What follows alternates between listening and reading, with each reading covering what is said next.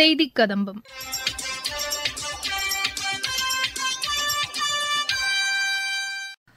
இன்றைய செய்தி கதம்பத்தில் திருவள்ளூர் மாவட்டத்தில் தனியார் கல்லூரி பட்டமளிப்பு விழாவில் இஸ்ரோ தலைவர் திரு நாராயணன் உரையாற்றியதன் இரண்டாம் பகுதி, நாமக்கல் மாவட்டத்தில் முத்ரா திட்டத்தினால் பயனடைந்தவர்கள் குறித்து எமது செய்தியாளர் தரும் செய்தி தொகுப்பு மற்றும் மத்திய அரசின் சமூக வலைதள பதிவுகள் உள்ளிட்டவை இடம்பெறுகின்றன.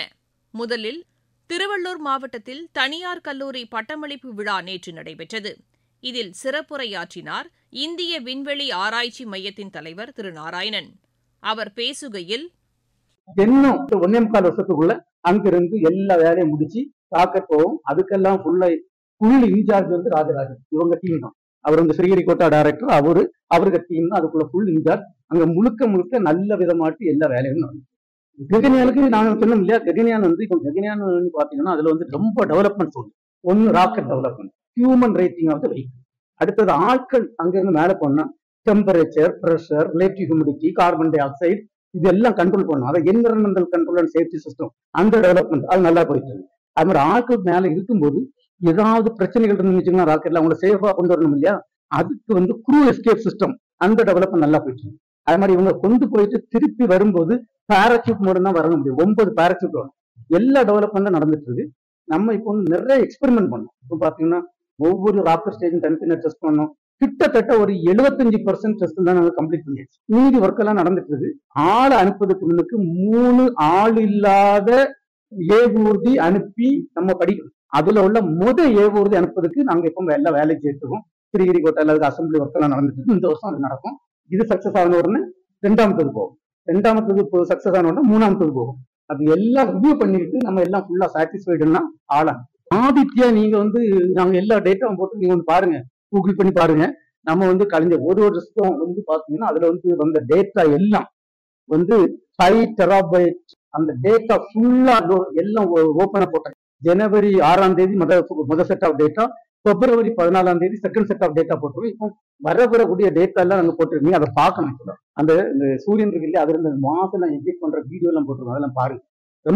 ரொம்ப ஒரு பெரிய சாதனையாக இப்ப இந்தியா சேர்த்து. இப்போ உலகத்துல சூரியனை படிக்கிறதுக்கு சேட்டலைட் இருக்குது 4ஆவது நாடாக நம்ம நாடு.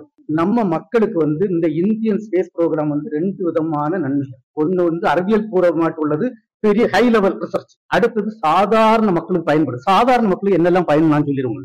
ஒண்ணு, நீங்க பாத்தீங்கன்னா ஒரு 40 வருஷத்துக்கு முன்னாடி இங்க இருந்து ஒரு போன் பண்ணி வச்சிருங்களா, இங்க இருந்து மெட்ராஸ்ல இருந்து ஒரு நாகர்கோயிலுக்கோ இல்ல ஒரு பாம்பேக்கோ போன் பண்ணணும்னா நீங்க ஒரு ட்ரங்க் பூத்துல போயிருந்து 1 மணி நேரம் வெயிட் பண்ணி அப்புறம் பிபி சவுண்ட் கிடைக்கும், அதுக்கு ஒரு போன் கட் ஆகும். இப்படிப்பட்ட ஒரு காலகட்டத்துல இருந்து இன்னைக்கு அப்படி கிடையாது. நினைச்ச நேரம் எங்கன்னாலும் போன் பண்ணலாம். அதுக்கு இந்தியன் ஸ்பேஸ் ப்ரோக்ராம் ஒர்க் பண்ணிருக்கு. 2வது, ஒரு 40 வருஷத்துக்கு முன்னாடி ஒலி ஒளி ப்ரோக்ராம் பாத்திருக்கீங்க இல்லையா, வாரத்துக்கு வெள்ளிக்கிழமை ஒரு 5 பாட்டு வரும் தமிழ்ல. அந்த பாட்டை நீங்க மிஸ் பண்ணிட்டீங்கன்னா அடுத்த வாரம் தான் பார்க்கணும். இன்னைக்கு அப்படி கிடையாது. டெலிவிஷன் பிராட்காஸ்டிங் வந்து நிறைய சேனல், இதுலயும் ஸ்பேஸ் ப்ரோக்ராம் ஒர்க் பண்ணிருக்கு. அடுத்தது, முன்னுக்கு டிசாஸ்டர் வந்துச்சுங்கன்னா, டிசாஸ்டர்னா வெள்ளப்பெருக்கமோ இல்ல நிலநடுக்கமோ இருந்தாலும் நிறைய ஆட்கள் இறந்து போவாங்க. இன்னைக்கு அட்வான்ஸாவே கண்டுபிடிச்சு ஆட்களை சேவ் பண்ணக்கூடிய ஒரு ஆளுடைய லைஃபுக்கு விலை எவ்வளவு. இன்னைக்கு ஆயிரக்கணக்கான மக்களை சேவ் பண்றோம். அடுத்தது, முன்னாடி பாத்தீங்கன்னா நீங்க இப்ப இங்க இருந்து ட்ரெயின், இந்த காலேஜ்ல இருக்கிறீங்க, இங்க இருந்து பாம்பே போறதுக்கு ட்ரெயின் டிக்கெட் புக் பண்ணீங்கன்னா இங்க இருந்து ஒரு 20 வருஷத்துக்கு வந்து பாத்தீங்கன்னா இங்க இருந்து ரயில்வே ஸ்டேஷன் போன தான் தெரியும் ட்ரெயின் எப்பவும் போகுது. இல்ல உங்க ரிலேட்டிவ் யாராவது நாகர்கோயிலையோ இல்ல பாம்பேல இருந்து வராங்கன்னு வச்சீங்கன்னா ஒரு லெட்டர் வரும். அந்த லெட்டர் வச்சு நீங்க போனீங்கன்னா அங்க போன தான் தெரியும் ட்ரெயின் 10 மணி நேரம் கழிச்சு வருதுன்னு. 10 மணி நேரம் கழிச்சு வருவாங்க, என்ன 2 மணி நேரம் கழிச்சு. இன்னும் அப்படி கிடையாது. எல்லாம் ரியல் டைம்ல கனெக்ட் பண்ணி மக்களுக்கு சேவை செய்யறோம். அடுத்தது, முன்னாடி பாத்தீங்கன்னா ஆட்கள் வந்து கடவுளுக்குள்ள போறாங்கன்னு வச்சீங்கன்னா அவங்க எங்க இருக்காங்கன்னு தெரியாது, எங்க போறாங்கன்னு தெரியும். இப்ப அப்படி கிடையாது. ஆப்ஸ், நேவிகேஷன் சிஸ்டம் மூலமும் கம்யூனிகேஷன் சிஸ்டம் மூலம் ஆப்ஸ் நாங்க கொடுத்துட்டு இருக்கோம். இது வந்து ஃபுல்லா நிறைய இம்ப்ளிமெண்ட் பண்ணி ஸ்டார்ட் பண்ணிடுவோம்.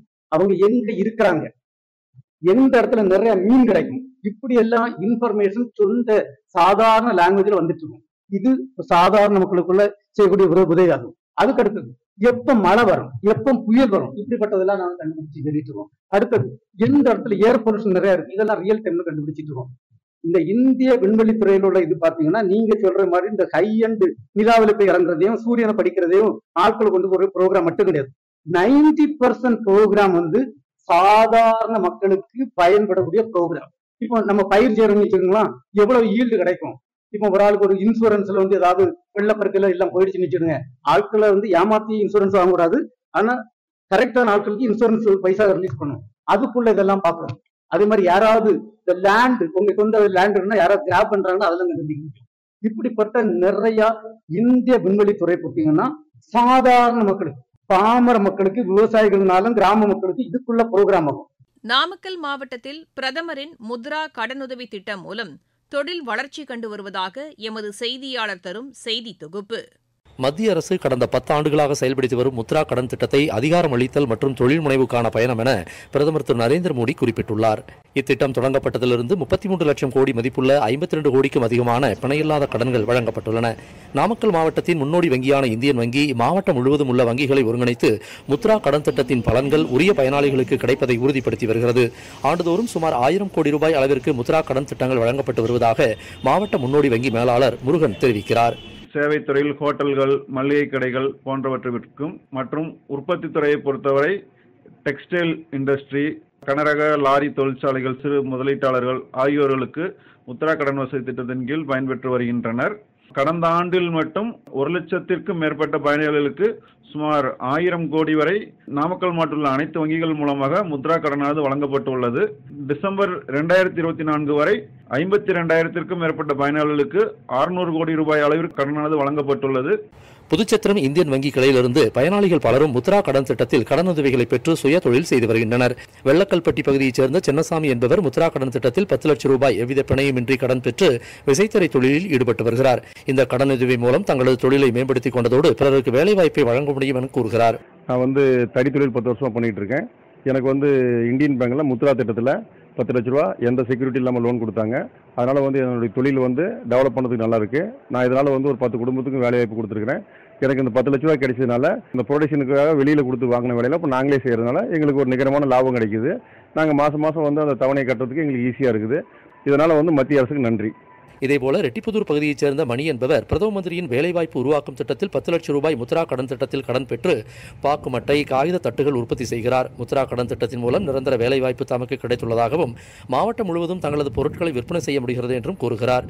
PMEGP முத்ரா திட்டத்தின் கீழ் பாக்கு தட்டு, பேப்பர் தட்டு, சுண்டல் கப்பு இந்த தயாரிக்கும் மிஷின் போடுறதுக்காக புதுச்சத்திரம் இந்தியன் பேங்க்ல 10 லட்சம் லோன் கேட்டேன். அவங்களும் இடத்தையெல்லாம் பார்த்துட்டு எனக்கு சாங்ஷன் பண்ணி கொடுத்தாங்க. கிட்டத்தட்ட 2 வருஷமா இந்த தொழில் பண்ணிக்கிட்டு வரேன். நான் இல்லாம கூட 3 பேர் அடிஷனலாகவும் வேலை வாய்ப்பு அவங்களுக்கு கொடுத்து மாச சம்பளத்துக்கு அவங்களும் வேலை செய்யறாங்க. சரியான ஆதரவு இருந்தால் நமது நாட்டு மக்கள் அதிசயங்களை நிகழ்த்த முடியும் என்ற நமது பிரதமரின் கனவுகளை முத்ரா திட்ட பயனாளிகள் நனவாக்கி வருகின்றனர். மத்திய அரசின் சமூக வலைதள பதிவுகள். நாடு முழுவதும் விஷு, பைசாக்கி, புத்தாண்டு என பல்வேறு பெயர்களில் கொண்டாடப்படும் வருடப்பிறப்பு தினத்தையொட்டி பிரதமர் திரு நரேந்திர மோடி நாட்டு மக்களுக்கு வாழ்த்து தெரிவித்துள்ளார். பிரதமர் திரு நரேந்திர மோடி விடுத்துள்ள வாழ்த்துச் செய்தியில் இப்பண்டிகை ஒவ்வொருவரின் வாழ்விலும் புதிய நம்பிக்கை, மகிழ்ச்சி மற்றும் வளமையை கொண்டுவரட்டும் என்று குறிப்பிட்டுள்ளார். இந்தியாவின் மிகப்பெரிய கட்டுமான பொருள் கண்காட்சிகளில் ஒன்றான வைப்ரண்ட் பில்கான் கண்காட்சியை புதுதில்லி யசோ பூமியில் மத்திய வர்த்தகத்துறை அமைச்சர் திரு பியூஷ் கோயல் இன்று திறந்து வைத்தார். இதுகுறித்து சமூக வலைதளத்தில் குறிப்பிட்டுள்ள அவர், இந்தியாவின் திறன்களை உலகிற்கு வெளிப்படுத்தும் விதமாக இந்த கண்காட்சி அமைந்துள்ளதாகவும் உலகளாவிய கட்டுமான பொருட்கள் துறையில் இந்தியாவின் பங்கு மேம்படுத்தப்பட்டு வருவதாகவும் அவர் கூறினார். அதிகப்படியான வணிக வாய்ப்புகளையும் சர்வதேச சந்தைகளை ஈர்ப்பதாகவும் இந்த கண்காட்சி அமைந்துள்ளதாக திரு பியூஷ் கோயல் குறிப்பிட்டார். செமி கண்டக்டர் துறையில் இந்திய நிறுவனங்கள் முன்னேறி வருவதாக மத்திய புதுப்பிக்கத்தக்க எரிசக்தி துறை அமைச்சர் திரு பிரல்ஹத் ஜோஷி கூறியுள்ளார். சமூக வலைதளத்தில் இதுகுறித்து குறிப்பிட்டுள்ள அவர், AI தொழில்நுட்பத்திலும் இந்தியா தனது திறன்களை மேம்படுத்தி வருவதாக அவர் கூறியுள்ளார். வேளாண் உற்பத்தியில் கோவா மாநிலம் 658 மெட்ரிக் டன் உற்பத்தி செய்து சாதனை படைத்துள்ளதாக கோவா முதலமைச்சர் திரு பிரமோத் சாவந்த் கூறியுள்ளார். சமூக வலைதளத்தில் குறிப்பிட்டுள்ள அவர், இதன் மூலம் காய்கறி இறக்குமதி 25% குறைந்துள்ளதாகவும் அவர் தெரிவித்துள்ளார்.